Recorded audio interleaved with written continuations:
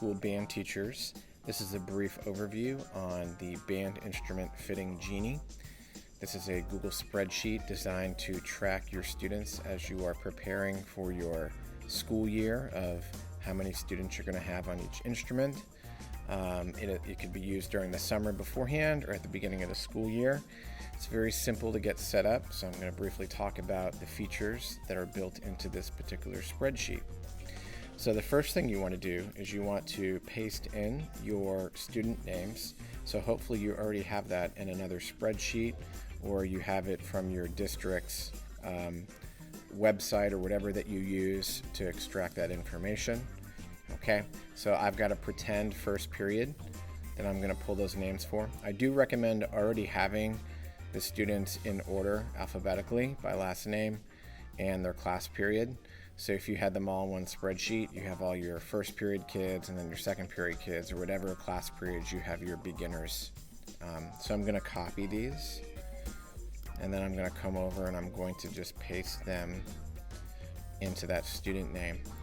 If you prefer to keep the color scheme the same, then you can just select that with another column of the same color.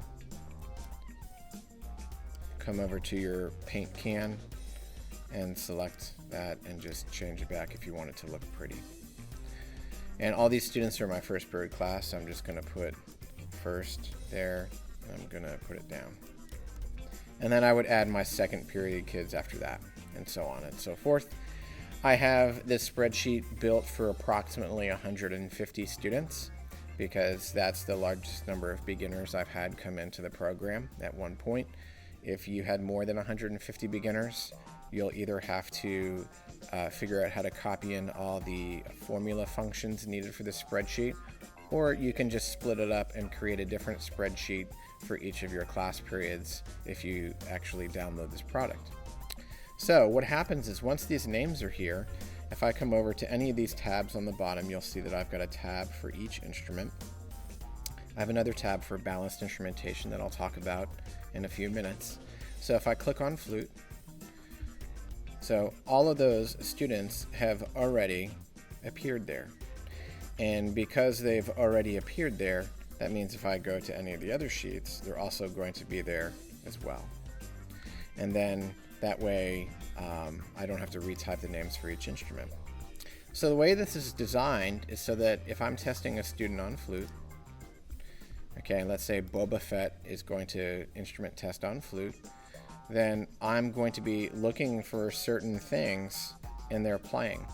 And these are the things that I look for. So if they get a sound out of the head joint with the hand covered or the hand open, okay, then I'm going to check those. So if they get it hand covered and hand open, I've checked it off there. If they get the overtone one when it's covered, then I'll check that there. All right, and then it just keeps track of what they were able to do. If Jango Fett comes in, he doesn't get any tone at all, then I'm going to check that box. Okay, and then when I'm looking at their embouchure, these are the things that I am looking for, and I'll just check off for the things that I see. And then at the very end here, there's a rating score, and I don't have a drop down for that because everybody likes to do their own kind of scoring. So if you do it out of 100, or you do it out of 10 or 15 or 20 or whatever it is, then you just kind of put their score there. So if I give Boba Fett an 8 and I give Django a 1, okay, then I know that obviously that's not going to be an ideal instrument for him. And then there's a little comment box if you want to add any other comments, like, you know, great looking aperture or whatever.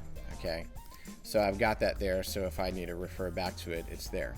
Now what this does do is whatever score that you put in here that you've come up with, when you come back to your master sheet, all right, then you will see that it has put that particular score in for that student under flute. So it's already pulled it there. So by the time they've instrument tested any of the instruments they're going to do, all of their scores will be here on this one master sheet. Okay? Same goes for all the other instruments. Now as we go through these other instruments, you'll see that I have very specific things that I am listening for or looking for in each student. And these are things that you may not agree with. You may say, well, that's not important to me, I want to get rid of it. Well, you can obviously delete a column. that's fine, or you can change it to be looking for something else.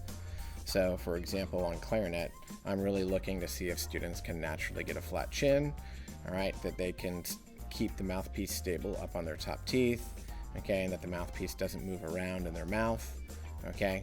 So some of these are what we consider positive indicators, and some of them would be negative indicators. So you would just want to know the difference, and again, you would check off the checkbox accordingly, okay. So when that's all done, and you come back over to your master sheet, let's say Boba Fett has tested everything, and you do want to put Boba Fett on flute. Well, over here on the far end, we've got a drop-down menu. Whatever the final decision is, okay, we're going to do flute, okay? And let's say Jango Fett, when he gets through everything, we're going to go and we're going to give him trombone, just because let's say he did really good on trombone. Okay, just an example after we've done through everything. Okay, so when that's all there, then you can keep track of how many you've got for each instrument.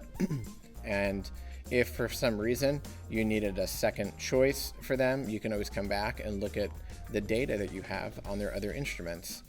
And you know, if they had like a 7 in 2 instruments, then you've got it here. You can refer back to your tab at the bottom for that particular instrument to see if you put any specific comments, if you needed to determine a second choice, if flute didn't work out for whatever reason. So here's the other cool thing. You would take your number of students, okay, and you would go to this tab that says balanced instrumentation. Right now I have this set up on the percentages that I typically use for what I would like to achieve in the ballpark of percentages for each instrument. And right now I have it based out of 100, because the last couple of years, that's about how many beginners I've had in a given year, okay?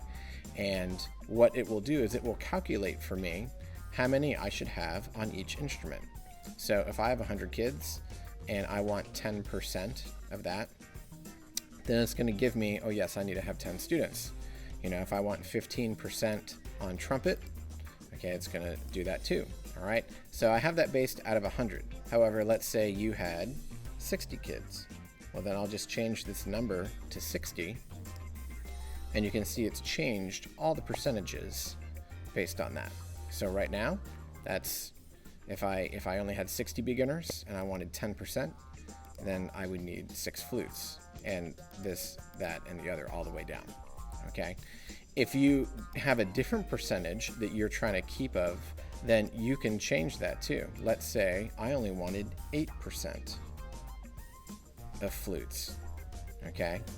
And let's say I wanted more oboes that year, okay? So you just want to make sure that everything you do adds up to 100%. So let's say I wanted 4% on oboes. Well, then I would change that 4%, okay, as long as it equals 100, okay? And it's going to tell me how many I need to do that with, okay? You just want to make sure that that adds up to 100, whatever your percentages are.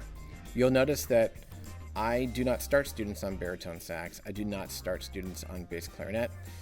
I'm assuming that most people don't either, so I don't have a tab for those instruments down here, but you could obviously base that off of what they do on alto sax or clarinet. Okay, but if you wanted to add that, you know, let's say, you know, back at 100% here, or 100 students, okay, let's say I only wanted 20% on clarinet, and I wanted to put 2% of them on bass clarinet. Again, it's going to tell me about how many students I need for that percentage to happen.